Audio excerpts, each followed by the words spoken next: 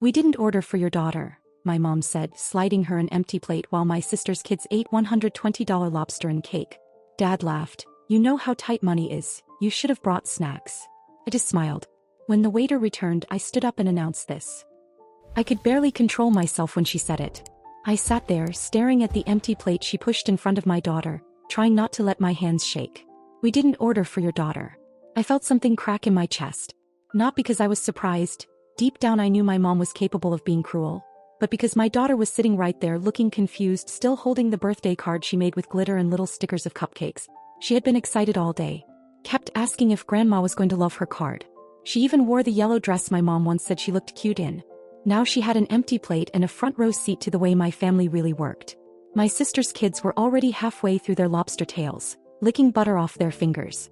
Chocolate cake sat waiting for them on the side like this was some kind of private feast. My daughter had a glass of water and nothing else. And I was supposed to just sit there, smile and not make a scene. My mom acted like this was all normal. Like it made perfect sense that my child wasn't included in the dinner. She smiled and kept talking about how beautiful the restaurant was this year. My sister joined in, saying something about the white wine being her favorite. No one looked at my daughter. Not once. I reminded them I thought I was paying for the dinner. That was the plan. I'd agreed a month ago, before everything in my life collapsed. Before my husband locked us out. Before I had to move back into my childhood bedroom with my 6-year-old, pregnant and broke, trying to find any kind of stability while pretending I wasn't completely falling apart. They knew all of that. But my dad just laughed and said, "You know how tight money is, you should have brought snacks." That's when I smiled. Because I wasn't going to cry. Not in front of them. The waiter came back to check on drinks, asked if we were ready to order anything else. My mom started to speak, probably to order another bottle of wine. But I stood up. I said, "My mother will be covering the bill tonight. Everything on it." The waiter paused, then nodded and walked away like it wasn't the beginning of a war. My dad made some joke about me losing my mind. My mom's voice shot across the table, demanding to know what I thought I was doing. My sister froze mid-bite like she'd never seen anyone talk back before. No one even noticed when I took my daughter's hand and walked out. She didn't ask why we were leaving. She just looked at me and said she wasn't that hungry anyway. I knew she was lying. But we left. And the worst part? We were supposed to go back to their house. That was still called home. They came back a little before 9. I heard the car doors slam, loud and fast, like they were still riding the high of being the center of attention. My daughter was already asleep, curled in a little ball on the bed we shared. She hadn't eaten anything, just said she wasn't hungry and pulled the blanket over her head. I sat on the edge of the mattress for a while just listening to her breathe. Then I got up, turned off the light and went to the living room. I didn't turn on any lights. I just sat there waiting. The front door opened like a warning shot. My mom came in first, already mid-sentence, talking loud like she wanted the neighbors to hear how outraged she was. I heard my name twice before she even got her shoes off. My sister followed, laughing like it was all just some insane story they were telling at someone else's expense. Her husband didn't say anything. He never really did. Then my mom saw me sitting there and started in full force. She said I humiliated her. That what I did was disrespectful, and that it was her birthday, not some day for my little stunts. She said she should have known better than to trust me with anything. My sister added that I made them look like fools, that the waiter kept checking on them after I left like they were going to bolt on the check. I told them I wasn't going to apologize. That they should be embarrassed, not because of what I did, but because they fed 3 kids lobster while a 6-year-old sat there with an empty plate. My daughter. My mom's tone shifted then.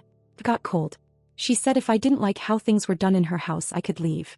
I reminded her that I didn't have a choice. That we were staying there because I didn't have anywhere else to go. He shrugged. Not our problem, Claire. Then she turned and looked at my dad, said she needs to be out by tomorrow. He shook his head, said something about how this had gone too far, but my sister jumped in and backed our mom up. Said her kids were starting to feel the stress, and that maybe I should get some space to cool off. I laughed. Not because it was funny, just because I had nothing left to say. I walked back to the room, packed a small bag quietly, and whispered to my daughter that we were going to Grandma Jo's house. She sat up right away and asked if we could bring her giraffe. That was all she wanted. Just her giraffe. We left through the side door. I didn't call Grandma Jo until we were in the car. I didn't want her to hear me cry. She picked up on the second ring. I didn't have to explain much. Just said we needed a place for the night. She told me to come over and that the guest bed was already made. She sounded calm, like she'd been expecting the call. When we got there, she was waiting at the door in silk pajamas, holding a glass of red wine and wearing those fuzzy slippers she only breaks out when she's annoyed about something. She took one look at me, then my daughter, then stepped aside and said, "All right, tell me everything." So I did. I told her everything. From the dinner, the plate, the empty seat, the walkout, the fight at the house. She didn't say anything until I was done.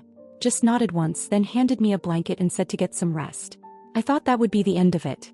But it wasn't. Not even close. I woke up before my daughter did. She was curled up next to me in Grandma Jo's guest room, still holding her giraffe. The blanket had fallen halfway to the floor and her little feet were sticking out. She looked peaceful. Too peaceful considering the night before. I let her sleep.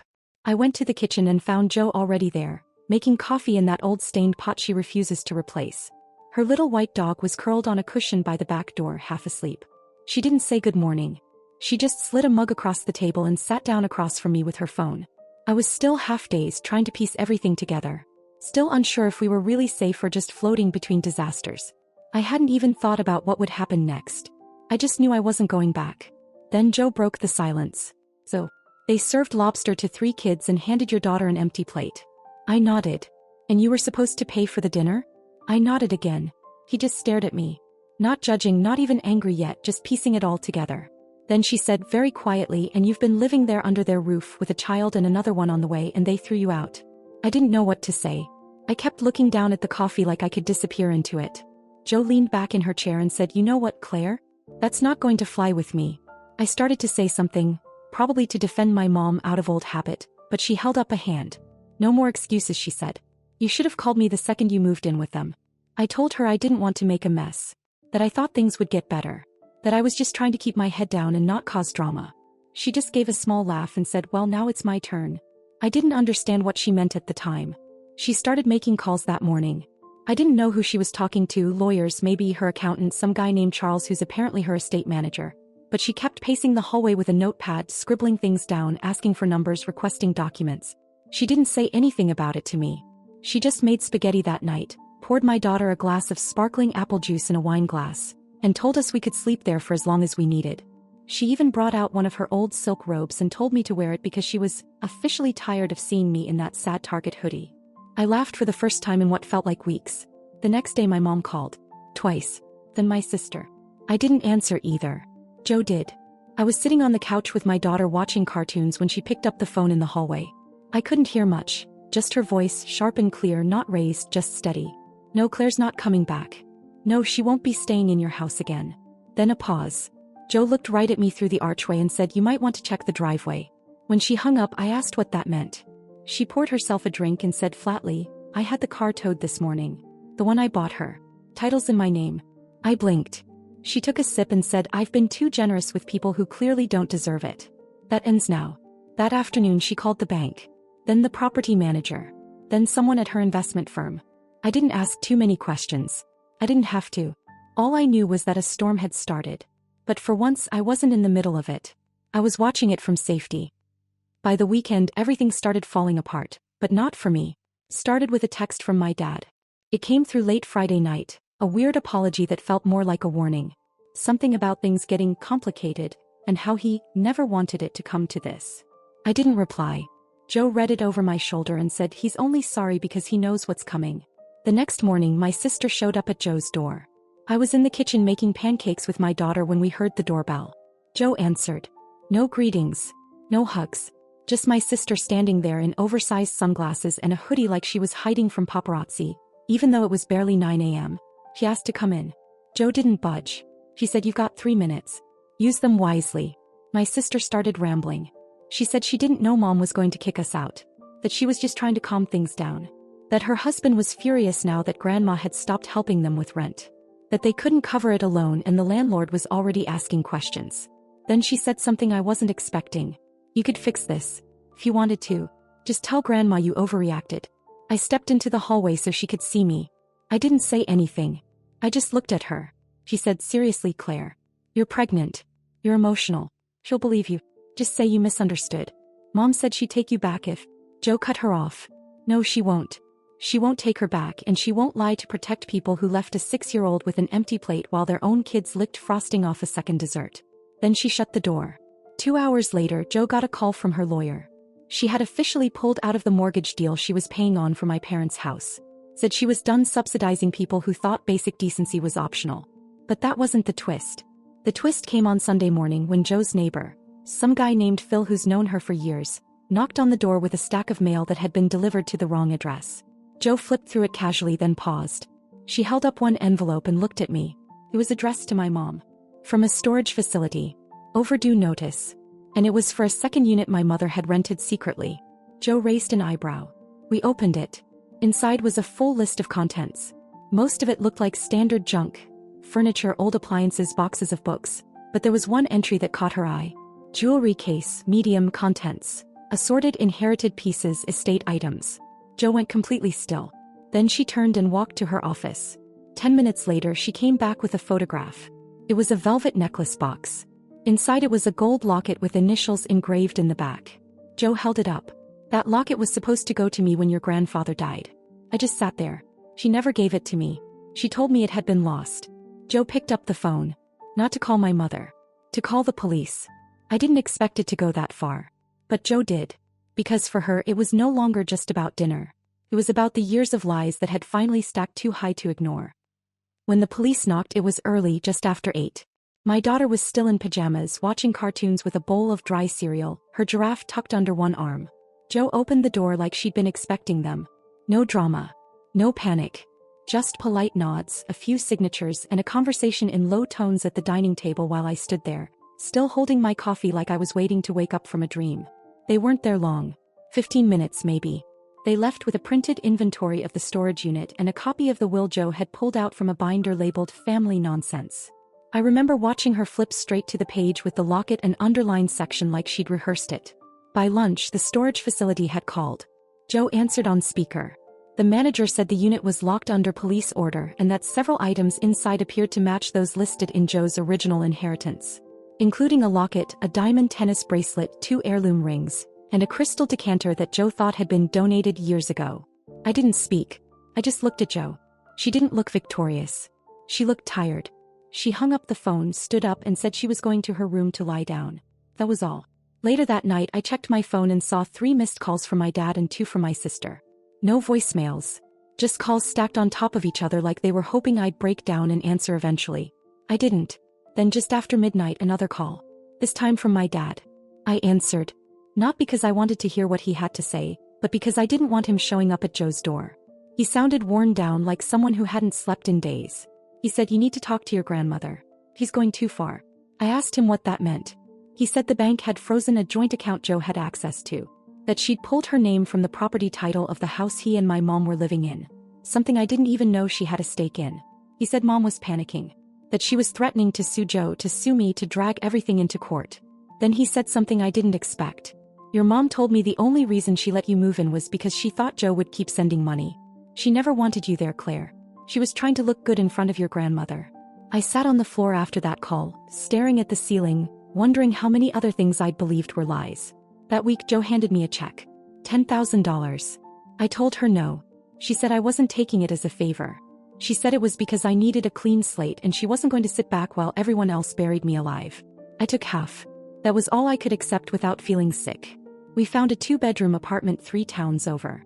Nothing fancy but clean, safe, with sunlight in the mornings and a washer-dryer in the unit. Joe called the landlord and suddenly the security deposit was no longer an issue. I didn't ask how. We moved in quietly on a Sunday morning. No big goodbye. Just packed a few suitcases and my daughter's stuffed animals and left Joe's house with a casserole dish she insisted we take, even though I told her I had nothing to cook yet. A week after we settled in, I got a call from a woman named Meredith. She said she worked for Joe's estate attorney and that there had been some updates. She wanted to confirm my address. I asked what it was about. He paused, then said Joe updated her will. "You've been named as the sole heir and executor." I thought I'd misheard. "I'm sorry," I said. "There must be a mistake." She read Joe's exact words. "Claire is the only one in this family who never used me. She never asked for more than a place to land. She never stole from me, never manipulated me, never expected me to clean up after her mistakes. She is the one I trust." I sat there for a long time after that. I don't think it was about the money, or the inheritance, or even the revenge. I think it was the first time in years that someone really saw me. That someone chose me, not out of guilt, not out of convenience, but because I'd survived and I hadn't let them turn me into one of them. And now, for the first time, I could finally imagine a future. A real one. It's been 4 months since everything cracked open. Since the dinner. Since the empty plate. Since my mom told me to get out like I was a burden she was finally brave enough to shed. We live in a quiet building now. 2nd floor. No elevator, but I don't mind the stairs. The baby's due in 3 weeks, and some days even walking from the couch to the kitchen feels like running a marathon. But still I get up. I take my daughter to school, I fold laundry, I make dinner that doesn't come from a box. And I don't have to look over my shoulder or watch my words or brace myself every time my phone rings. I still don't know what to call what happened. It wasn't revenge. Not really. It was more like clarity. Everything that had been twisted and hidden for years finally got dragged into the light. And for once I didn't turn away from it. My daughter is thriving. She's got glitter paint under her fingernails every day, and she's memorized the names of every dog in the building. She's got a best friend named Riley who brings sidewalk chalk and tells me I'm the cool mom, because I let them use the bathroom sink to wash their muddy shoes. There's always laughter here now, always crayons on the floor, always some new drawing taped to the fridge with misspelled words and too many hearts. Jo still visits every Thursday. She knocks once and walks in like she owns the place, which in her way she kind of does. She brings groceries, new books for my daughter, sometimes an extra bag with random things she says she found at the market that I might need later. Last week it was a lavender baby blanket.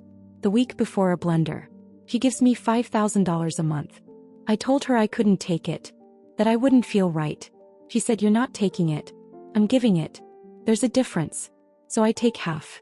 I put the rest into a savings account I haven't touched. I told myself I'd only dip into it when I knew what came next. Not just for the baby. But for me. For both of us. I haven't spoken to my mom since the night Jo made that call. My sister tried once. Sent a text saying she hoped I was happy now that the family was falling apart. I never replied. I didn't have the energy. Or the interest. But I've heard things. The house is in pre-foreclosure. Quiet listing. Word got around in the neighborhood. One of Jo's friends mentioned seeing a for sale sign that disappeared after a day. My dad's car was repossessed 2 weeks ago. My sister's back with her in-laws, crowded into 2 bedrooms with 3 kids, no space, no help, and a husband who's now working nights. I don't celebrate it. I'm not keeping score. But I also don't feel sorry. Because none of this had to happen. All they had to do was act like family. Jo says the thing that shocked her the most wasn't what they did to me. It was how normal they made it seem. Like serving my daughter an empty plate was just another Tuesday. I asked her once why she never got involved sooner. Why she never asked questions. She looked at me and said, "Because you were always so quiet about it." And I thought if you weren't saying anything maybe it wasn't that bad. Then she said something I'll never forget. But I see now. You weren't quiet because it didn't hurt. You were quiet because you didn't think anyone would listen. Now I listen. Every time. When the baby comes, Jo's already said she's moving into the guest room for a few weeks. Says she's not going to miss the moment she becomes a great-grandmother. Says she wants to be the one to teach my daughter how to swaddle a baby. The locket is still in her bedroom. She keeps it on the windowsill in a velvet box next to a little framed photo of her and my grandfather. I walked in once and saw her holding it, just sitting in the morning sun, not saying anything. I told her she could give it to me anytime. She smiled and said, "No, I'll give it to you when I see you wear your own name with pride." I think I understand that now. Because for the first time I'm not asking for space. I'm taking it. And for the first time I'm not surviving someone else's chaos. I'm building something of my own. From the ground up. Quietly. Steadily. And this time no one gets to push my daughter's plate away.